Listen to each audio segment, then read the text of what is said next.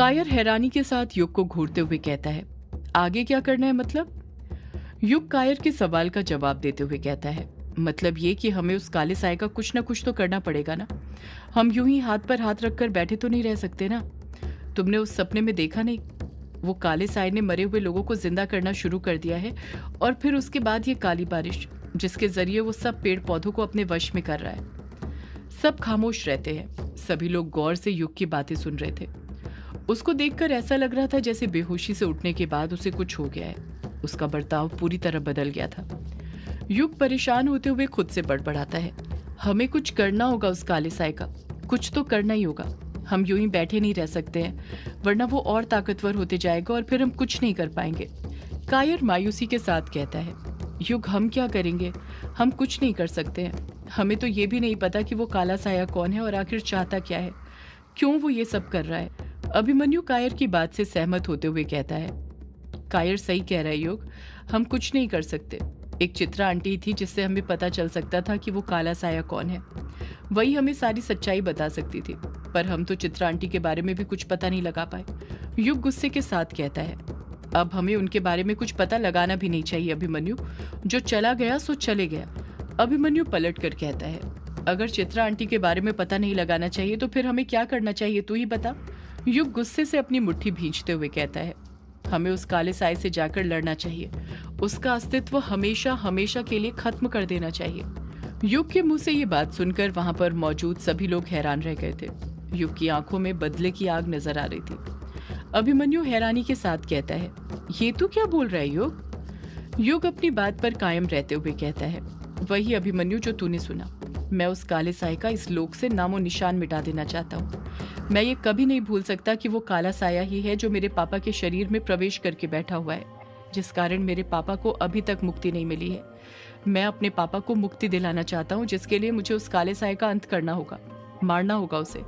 युग के मुंह से ये बात सुनकर अभिमन्यु और आश्चर्यचकित हो जाता है। अभिमन्यु मन ही मन सोचने लग जाता है, ये युग एकदम से अपने पापा के बारे में कैसे बात करने लग गया? कहीं यामिनी सच तो नहीं बोल रही थी? युग को बाहर आंगन में उसके पापा नजर आए थे क्या? अभिमन्यु कुछ और सोच पाता उससे पहले ही कछुआ डरते हुए युग से कहता है, तू पागल तो नहीं हो गया है ना युग? ये तू कैसी बातें कर रहा है? हम उस काले साए से कैसे लड़ सकते हैं? युग पलट कर कहता है, क्यों नहीं लड़ सकते कछुए? तू भूल रहा है मेरे पास भी शक्तियां हैं, मैं उससे लड़ सकता हूँ। अभिमन्यु गुस्से के साथ युग से कहता है, युग ऐसी बेवकूफी दोबारा करने की सोचना भी मत।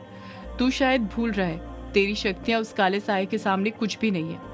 इससे पहले भी तू उससे लड़ने के लिए अकेले निकल गया था, पर उसका अंजाम क्या हुआ था याद है तुझे?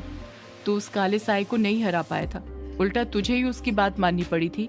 उसके साथ सौदा करना पड़ गया था अपने पिता की लाश का। युग मुंह बनाते हुए कहता है, अभिमन्यु वो पहले की बात थी, अभी की नहीं। अभी तो हमारे साथ तारा भी है। युग यामिनी की तरफ देखते हुए कहता है, यामिनी तुमने ही कहा था ना कि तारा उस काले साए को हरा सकती है। यामिनी युग की बात पर हामी भरते हुए कहती है, हाँ युग बाबू, मैंने कहा था कि तारा उस काले साए को हरा सकती है, पर अकेले नहीं, मेरी पूरी शक्तियों के साथ। युग पलट कर कहता है, तो है तो सही तुम्हारे पास तुम्हारा ताज यामिनी, उसमें ही तो तुम्हारी शक्तियां हैं ना। यामिनी कहती है, उस ताज में मेरी पूरी शक्तियां नहीं है युग बाबू। मुझे मेरी पूरी शक्तियां तभी मिलेंगी जब मुझे मेरे अभिशाप से मुक्ति मिलेगी। जब मैं उससे लड़ रही थी, उस काले साए ने मुझसे खुद कहा था कि एक अभिशापित यक्षिणी कभी उसे नहीं मार सकती है। युग यामिनी की तरफ देखते हुए कहता है, अगर एक अभिशाप से मुक्त यक्षिणी ही उस काले साए का अंत कर सकती है, तो मुझे बताओ यामिनी, फिर कैसे मिलेगी तुम्हें तुम्हारे अभिशाप से मुक्ति? मैं तुम्हें तुम्हारे अभिशाप से मुक्ति दिलाऊंगा। युग का ये सवाल सुनकर यामिनी खामोश हो जाती है। वो युग के सवाल का कुछ जवाब नहीं देती है। युग फिर यामिनी से पूछता है, बोलो यामिनी, तुम चुप क्यों हो? कैसे मिलेगी तुम्हें तुम्हारे अभिशाप से मुक्ति? बताओ मुझे। यामिनी इस बार भी कुछ जवाब नहीं देती है।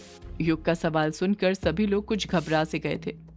अभिमन्यु मन में सोचने लग जाता है, ये युग यामिनी से क्या पूछ रहा है?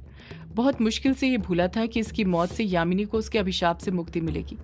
अगर फिर से इसके दिमाग में ये बात आ गई तो फिर ये मरने की जिद करने लग जाएगा, अपना पागलपन शुरू करने लग जाएगा। मुझे इसे रोकना होगा। युग यामिनी से फिर कुछ कहने ही वाला था कि तभी अभिमन्यु बोल पड़ता है, ये तो क्या अभिशाप लेकर बैठा है युग? छोड़ ये सब, हम कुछ न कुछ कर लेंगे, बस थोड़ा सब्र कर, हम पता लगा लेंगे उस काले साए के बारे में। युग चिढ़ते हुए कहते हैं, ऐसे पता लगाएंगे अभिमन्यु, यहीं पर बैठे बैठे। और वैसे भी अब उस काले साए से लड़ने का वक्त है, ना कि उसके बारे में पता लगाने का।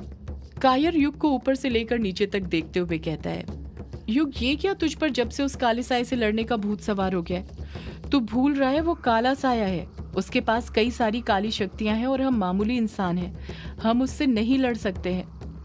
युग पलट कर कहता है, नहीं कायर, हम कोई मामूली इंसान नहीं है, मेरे पास शक्ति है, तारा के पास भी शक्ति है, यामिनी के पास शक्ति है, और तो और अभिमन्यु के पास भी तो एकास्त्र है ना, तो फिर हम उस काले साए से क्यों नहीं लड़ सकते हैं?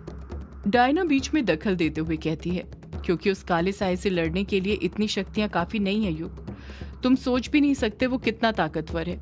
जब वो काला साया तारा को लेने के लिए यहाँ पर आया था, तब तुमने देखा था ना, हम में से कोई भी उस काले साए के सामने टिक तक नहीं पाया था। वो तो महादेव की हम सब पर कृपा थी कि हम बच गए, पर हमेशा किस्मत हमारा साथ नहीं देने वाली, समझे तुम? अभिमन्यु भी डायना की बात से सहमत होते हुए कहता है, डायना सही कह रही है यू, मैं नहीं चाहता कि दोबारा हम सबकी जान खतरे में पड़े, हम में से कोई भी कम हो, इसलिए हमारा अभी यहीं पर रहना ठीक है। वर्चस्विनी भी बीच में दखल देते हुए कहती है, अभिमन्यु डायना सही कह रही युग, भले ही तारा महादेव की शक्ति का अंश हो, पर मैं हूं तो एक माँ ही ना, मैं भी अपनी बेटी की जान को दोबारा खतरे में नहीं डाल सकती। युग गुस्से के साथ कहता है, तो क्या करें, हम सब कुछ यूं ही बर्बाद होते हुए देखते रहें? देखना, कहीं वो काला साया इतना ताकतवर ना हो जाए कि फिर यामिनी को अभिशाप से मुक्ति दिलाने के बाद भी हम उसे हरा ना पाए और सब कुछ उसके वश में हो, दुनिया से अच्छाई का नामो निशान मिट जाए।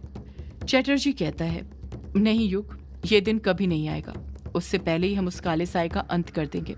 बस पहले हमें ये पता लगाना है कि वो काला साया है कौन और उसकी कमजोरी क्या है। हम हमारे दुश्मन को तभी हरा सकते हैं जब हमें उसके बारे में सब कुछ पता हो, तो ही साथ में उसकी कमजोरी भी पता हो, और हमें भी उसी का पता लगाना है। एक बार ये बात पता चल जाए, फिर देखना हम सब मिलकर उस काले साए का कैसे सामना करते हैं। युग चिढ़ते हुए ही कहता है, इसमें पता क्या करना है चटर्जी जी, हमें पता तो है वो काला साया यक्षिणी है अपने एक नए रूप में, उसके अंदर की डायन उस पर इतनी हावी हो गई है कि वो सब कुछ भूल गई है, उसके अंदर की सारी अच्छाई मर चुकी है। यामिनी कुछ गुस्से के साथ कहती है, युग बाबू आप फिर शुरू हो गए, मैंने कहा ना वो काला साया मेरी माँ का नहीं है बल्कि किसी और का है।